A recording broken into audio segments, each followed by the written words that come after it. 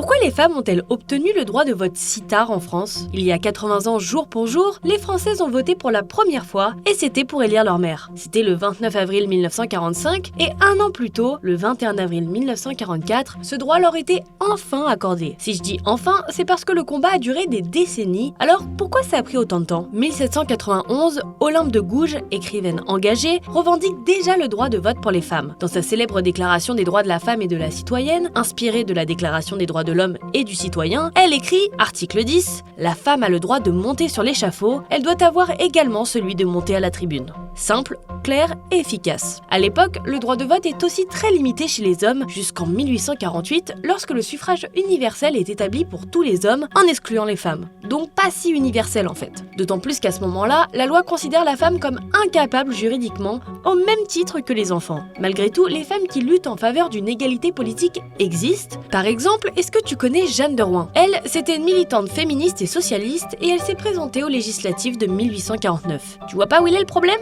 Bah, elle en avait pas le droit. Son acte était surtout symbolique, ce qui lui a valu beaucoup de critiques, même de son propre camp. Allez, on saute dans le temps, fin de la Première Guerre mondiale, alors que la contribution des femmes pendant la guerre fait évoluer le débat, les résistances subsistent. En dépit de plusieurs propositions de loi pendant l'entre-deux-guerres, le Sénat s'oppose à tout élargissement du droit de suffrage. Pourquoi? La droite conservatrice estimait, selon Radio France, que la femme n'était pas assez douée de raison et de jugement pour avoir un avis apaisé sur les affaires du pays. Dans de nombreux pays européens, ce droit existe déjà à ce moment-là, en Pologne, en Finlande, en Norvège, bref, la liste est très longue. 21 avril 1944. Une ordonnance du gouvernement provisoire du général de Gaulle à Alger permet enfin aux femmes de voter et d'être élues. 29 avril 1945, les Françaises votent pour la première fois aux élections municipales. Elles voteront ensuite pour les législatives en octobre de la même année. Bref, tu l'auras compris, il aura fallu des années et des années de lutte contre les stéréotypes sexistes profondément ancrés dans notre société pour que les femmes obtiennent enfin le droit de vote en France.